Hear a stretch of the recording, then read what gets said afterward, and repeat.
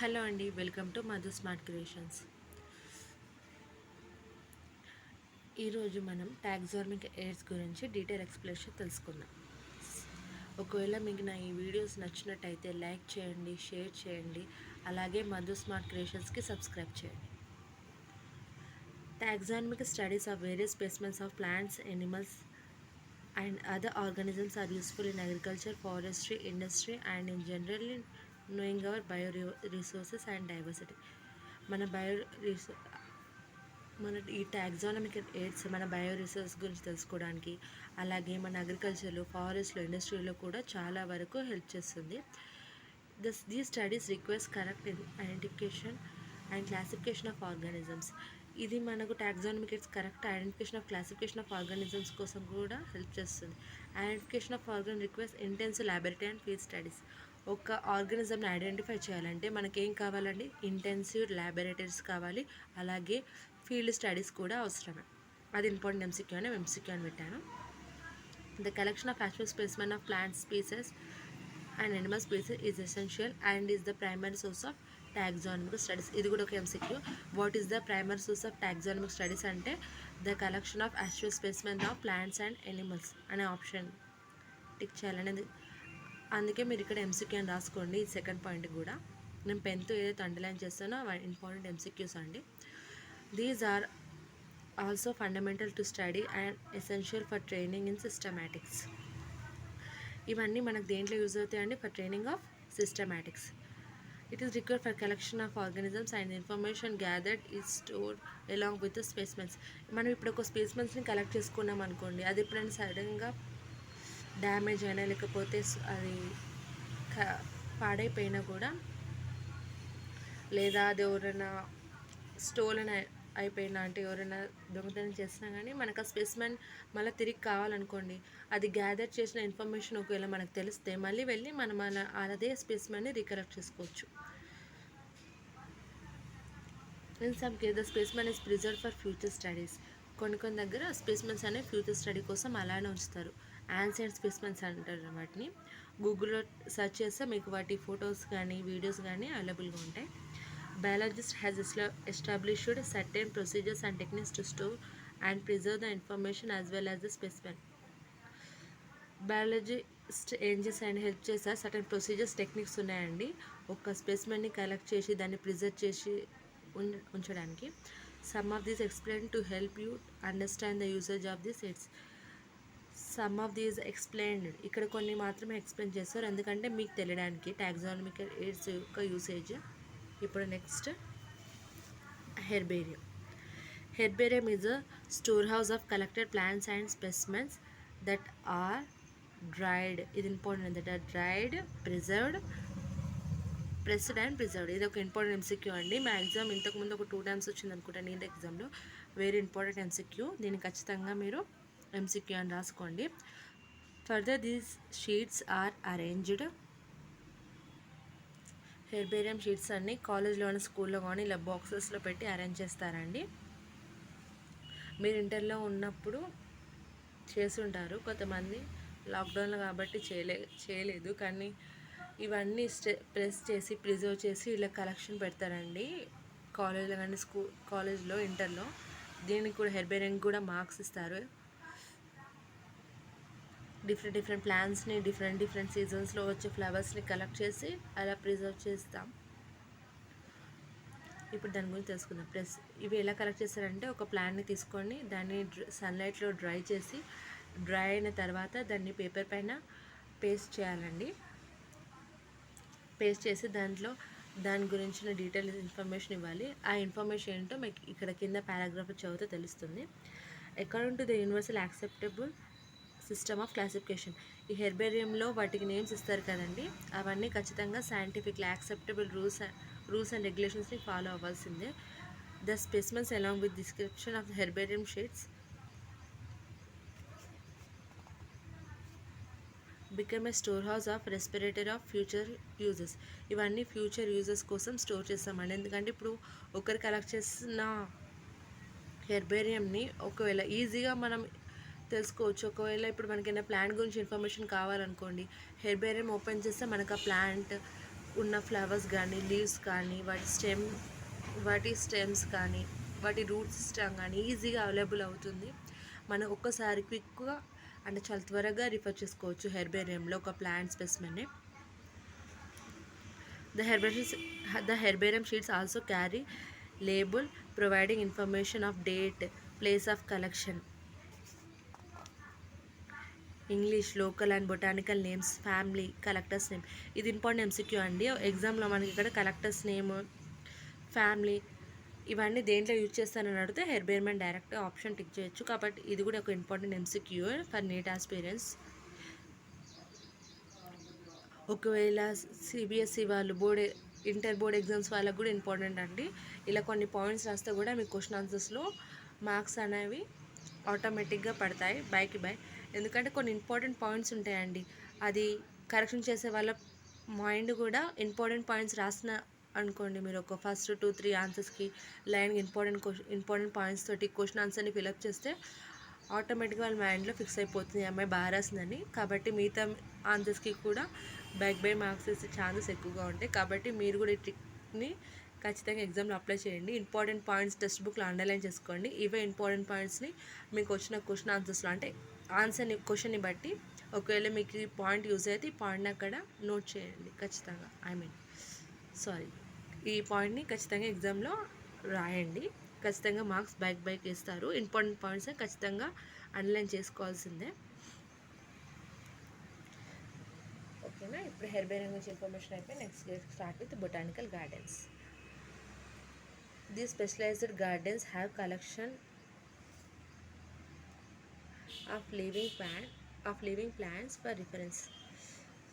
నేను నా దగ్గర ఉన్న ఫోన్ కెమెరాతో ఈ వీడియో తీస్తున్నానండి. కాబట్టి ఏమన్నా టెక్నికల్ ఇష్యూస్ ఉన్నా అంటే మీకు సరిగ్గా ఇట్లా ఒకసారి జూమ్ అవుట్గా కనిపించినా కొంచెం లైట్ తీసుకోండి. నేను చెప్పే వర్డ్స్ పైన కాన్సన్ట్రేట్ చేయండి. ఎందుకంటే నాకు ఈ కెమెరాతో వీడియో తీయడం ఇప్పుడిప్పుడే ట్రై చేస్తున్నాను. So I hope you can understand my problem. So let's get started. Botanical gardens అనేవి లివింగ్ ప్లాంట్స్ ఉంటాయండి. అది మన రిఫరెన్స్ కోసం పెడతారు. ఈ బొటానికల్ గార్డెన్స్ మనకు మెయిన్గా ఎందుకంటే ఐడెంటిఫికేషన్ ఆఫ్ ప్లాంట్స్. అలాగే బొటానికల్ గార్డెన్స్లో కొన్ని లేబుల్ చేస్తుంటాయండి. Botanical and scientific name and its family. Botanical గార్డెన్స్లో మనకి ఏం తెలుస్తుందంటే ఒక ప్లాంట్ యొక్క సైంటిఫిక్ నేమ్ గురించి తెలుస్తుంది, అలాగే దాని యొక్క ఫ్యామిలీ గురించి తెలుస్తుంది. ఇది వెరీ ఇంపార్టెంట్ ఎంసీక్యూ అండి. బొటానికల్ గార్డెన్స్లో మనకి దేని గురించి తెలుస్తుంది? ఒక ప్లాంట్ యొక్క సైంటిఫిక్ నేమ్ గురించి, అలాగే అదే ఫ్యామిలీకి సోలనేసియా, లిలేసియా దాని యొక్క ఫ్యామిలీ గురించి మనకు తెలుస్తుంది. నెక్స్ట్ మ్యూజియంస్ అంటే చాలామందికి ఇష్టం. Even I also like the museums. Biological names are generally set up in education institute such as schools and colleges. Museum has collections of preserved plant and animal specimens for study and reference. మ్యూజియంస్లో మనకు only skeletons మాత్రమే చాలామందికి అనిపిస్తాయి, కానీ మ్యూజియంస్లో collection of plants కూడా ఉంటాయి. అది important. Preserved plants and animals both ఉంటాయి. Specimens are preserved in the containers of jars in a preservative solutions. కొన్ని సొల్యూషన్స్ ఉంటాయండి, దాంట్లోనే స్పెసిమెన్స్ని ప్రిజర్వ్ చేస్తారు. దీనివల్ల స్పెసిమెన్స్ అనేవి పాడవకుండా ఉంటాయి. Plant and animal specimens are preserved as dry specimens. Plants కానీ ఎనిమల్స్ కానీ వాటిని డ్రై చేసి ప్రిజర్వ్ చేస్తారు.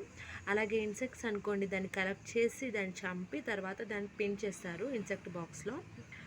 కొన్ని లార్జ్ ఎనిమల్స్ని ఏం చేస్తారండి, బర్డ్స్ కానీ మమ్మల్స్ కానీ దాన్ని స్టఫ్ చేస్తారు. అంటే దాని లోపల ఉన్న ఆర్గానిజం తీసేసి దాన్ని స్టఫ్ చేసి ప్రిజర్వ్ చేస్తారు. మ్యూజియంస్లో స్కెల్టన్స్ కూడా ఉంటాయి. పెద్ద పెద్ద అంటే డ్రాగన్ కానీ, లేకపోతే డ్రాగన్ ఇక్కడ మనకు దొరికే కానీ నార్మల్గా ఉన్న ఎనిమల్స్ ఉంటాయి కదండి, ఎలిఫెంట్ కానీ లేకపోతే లయన్ కానీ టైగర్ కానీ వాటి యొక్క స్కెల్టన్స్ని కూడా మనం మ్యూజియంస్లో చూడొచ్చు. Next comes to the zoological parks. These are places where wild animals are kept in protected environment under human care and which enable us to learn about their food and behavior. All animals in zoo are provided as far as possible the conditions similar to their natural habits. Children love visiting these parks, commonly called as zoos. జూస్ని కామన్గా ఏమంటారండి అందరూ zoological పార్క్స్లో అందరూ ఏమంటాం juice అని అంటాం. అలాగే జూస్లో animals ఉంటాయి కండి, వాటి యొక్క న్యాచురల్ హ్యాబిటేట్ లాగానే అనిపించేలాగా చూసుకుంటారండి. అలాగే మనకు ఒకవేళ జూకి వెళ్తే వాటి యొక్క ఫుడ్ హ్యాబిట్స్ కానీ వాటి యొక్క బిహేవియర్ని కానీ ఈజీగా తెలుసుకోవచ్చు. ఇక్కడ కొన్ని పిక్చర్స్ ఇచ్చారు, రైనోసర్, ఎలిఫెంట్, టైగర్, శాంటాక్ని. వాటి యొక్క ఇప్పుడు మన ఈ పిక్చర్స్ చూస్తే వాటి యొక్క నేచురల్ హ్యాబిటేట్నే ఉన్నట్టుగా అనిపిస్తుంది. ఇవన్నీ జూలో కనిపిస్తాయండి. మీరు ఒకవేళ జూకి వెళ్తే ఒకసారి దాన్ని రీకలెక్ట్ చేసుకోండి. జూస్లో ఎనిమల్స్ ఎలా ఉంటాయి, వాటి బిహేవియర్ని, వాటి ఫుడ్ హ్యాబిట్స్ని. మ్యాక్సిమం జూకి వెళ్తే చాలా ఎంజాయ్ చేయొచ్చండి ఎనిమల్స్ని చూస్తూ.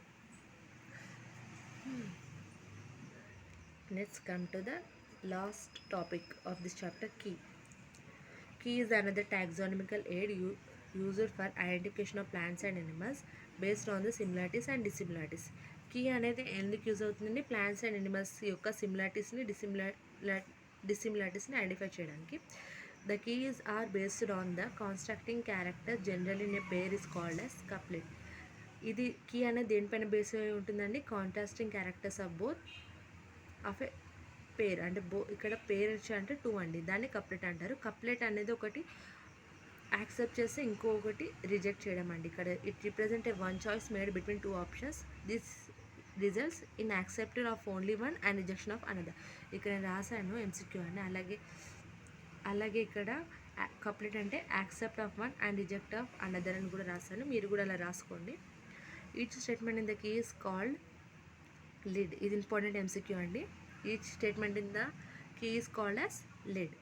నెక్స్ట్ వచ్చేసి separate taxonomic keys are required for taxonomic categories such as family, genus and species for identification purpose. Keys are generally analytic in nature.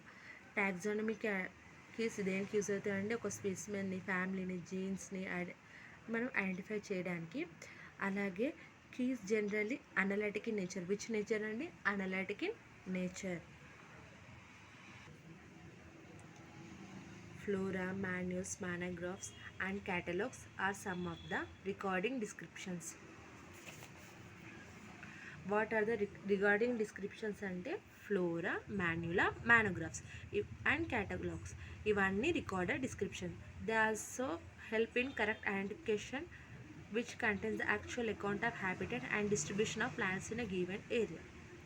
ఇవన్నీ ఏం చేస్తాయండి? కరెక్ట్ ఐడెంటిఫికేషన్ ఇస్తే మనకు ప్లాంట్స్ స్పీసెస్ని, అలాగే హ్యాబిటేట్ గురించి and distribution of particular given area, అలా given ఏరియాలో వాటి యొక్క డిస్ట్రిబ్యూషన్ గురించి ఎక్స్ప్లెయిన్ చేస్తాయి. This provides the index of plant specimens for particular area గురించి మనకు తెలుస్తుంది. Index of plant species. ఇప్పుడు ఒక దగ్గర ఉన్న ఒక 10 different plant items, plant species ఒక ప్లేస్లో ఉన్నాయంటే మనం వాటిని కలెక్ట్ చేయొచ్చు, అలాగే ప్రిజర్వ్ చేయొచ్చు. ఇవన్నీ రికార్డెడ్ డిస్క్రిప్షన్స్ అండి. ఏంటంటే అవి flora, manuals, monographs and catalogues. Manuals are useful in providing information identification of animals specimens found in an area. ఒకే ఏరియాలో ఒక స్పెసిమెన్ని గురించి ఇన్ఫర్మేషన్ ఏది ఇస్తుందండి? స్పీసెస్ ఫౌండ్ ఇన్ ఏరియా ఏది? మాన్యుల్స్. మోనోగ్రాఫ్స్ ఏం చేస్తుంది? Explain the information of only one ట్యాగ్లా. Monographs provide information of only one ట్యాగ్లా. Manuals are useful in providing information of species. ఇక్కడ important word species found in a area. ఇది important అండి. ఈ total important ఈ paragraph అంతా. ఈ paragraph నుంచి ఖచ్చితంగా ఏదో ఒక ఎంసీక్యూ అయితే ఎగ్జామ్లో వచ్చే ఛాన్సెస్ ఉంటాయి. కాబట్టి ఇంపార్టెంట్ పారాగ్రాఫ్ ఖచ్చితంగా ఒకసారి రీడ్ చేయండి. నేను రేపు ఈ యూనిట్కి సంబంధించిన ఎంసీక్యూస్ అన్నిటినీ ఒక నోట్స్లో రాసి మీకు ఒక క్వశ్చన్ని అలాగే ఆన్సర్ని కూడా ఎక్స్ప్లెయిన్ చేస్తాను. మీరు నా వీడియోని లైక్ చేయండి, షేర్ చేయండి, సబ్స్క్రైబ్ చేయండి, అలాగే సపోర్ట్ చేయండి మధు స్మార్ట్ క్రియేషన్ని. మీరు ఎంత సపోర్ట్ చేస్తే నేనంత బాగా చెప్పే ఛాన్సెస్ ఉన్నాయి. ఎందుకంటే మీరు ఎంత నాకు ఎంకరేజ్మెంట్ ఇస్తే నా వీడియోస్ కూడా నేను అలాగే ఎనర్జెటిక్గా తీసి అవకాశాలు ఎక్కువ ఉంటాయి. సో ఖచ్చితంగా నా వీడియోని లైక్ చేయండి, షేర్ చేయండి, సబ్స్క్రైబ్ చేయండి, ఛానల్ని ఎంకరేజ్ చేయండి. ఈ వీడియోని ఖచ్చితంగా మీ ఫ్రెండ్స్కి షేర్ చేయండి. Okay, bye.